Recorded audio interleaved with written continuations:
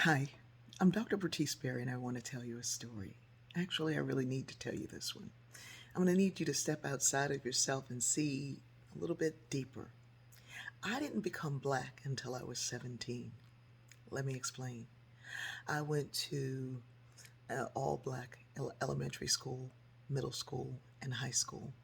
I lived in a city, Wilmington, Delaware, that was 50% African American. My neighborhood was black. My church was black. The radio stations were black. The stores I shopped in were black. So I didn't have to be identified outside of race because everybody was the same race. When I went to college, I became the black girl. Prior to that, I was the girl who sang, the church girl, the girl with the big forehead, big teeth, big butt. I was all of those other things that I could be. I was the kind of smart girl. I was the girl who did cleaning jobs. I was identified by what I did, who I was associated with. I was one of them berries. But race became a factor when I stepped outside of my own.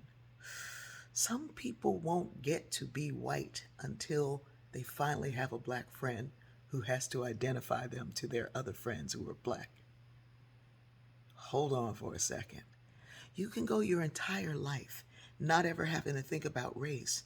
And the irony of the situation is by the time I got to college, people would say things to me like, "Why is everything about race?" And I'm like, it hasn't been my whole life. You make it about race because I have to be defined as the other.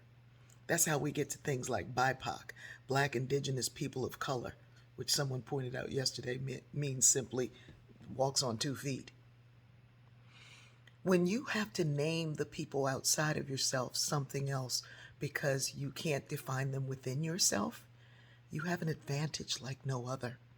Every piece of literature, every magazine, every news feed is done from the perspective of a person who's had cultural experience of being white. And so, stepping into a black world was something that I made sure that my children started out with. My daughter said the other day, someone asked her, "When's the first time you had a black teacher?" And she said all of her black friends were saying, "Not until I was in college," and some never had a black male teacher. She said, "Elementary school, all my teachers were black. My mother made sure we went to black schools for at least the first several years so that by the time we got to the rest of the world, we'd know who we were." It's an advantage.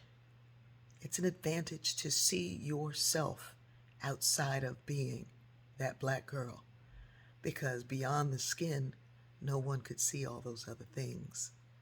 I didn't do this. Society has done it for far too long. I'm not asking you to not see color. In fact, you better see mine. I'm asking you to see outside of your own. I love you.